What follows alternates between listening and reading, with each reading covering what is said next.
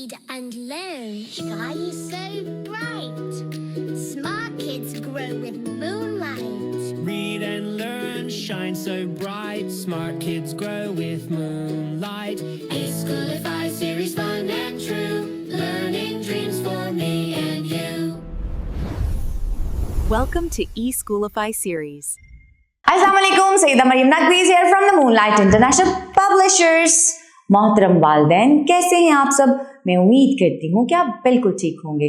आज कमराए जमात में हमने बच्चों को कशिश वाला काफ पढ़ाया, जो बहुत सॉफ्ट, जैसे नुक्ते वाला काफ कलम, और जो कशिश वाला है काफ किताब, कहता है किताब। तो बहुत आराम से कहना है काफ इसे हरकाते सलासला के साथ पढ़ना सिखाया। क जबर का, क जेर की, क पेश कु, और इसे लिखना सिखाया। कैसे?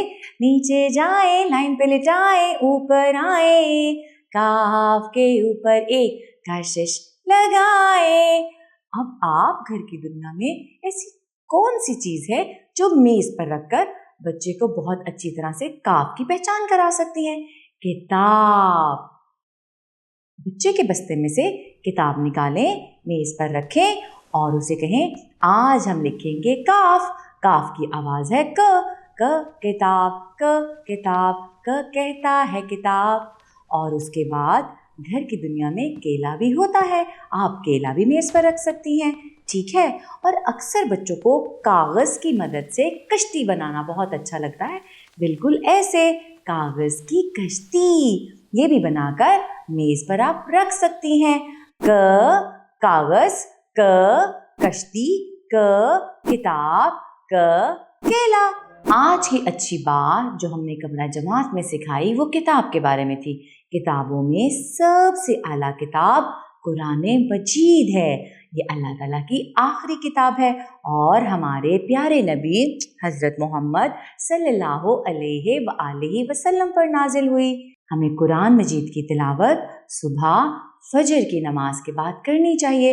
आप ज़ोहर, असर, मगरिब और इशा की नमाज के बाद भी कुरान मजीद की तिलावत कर सकते हैं।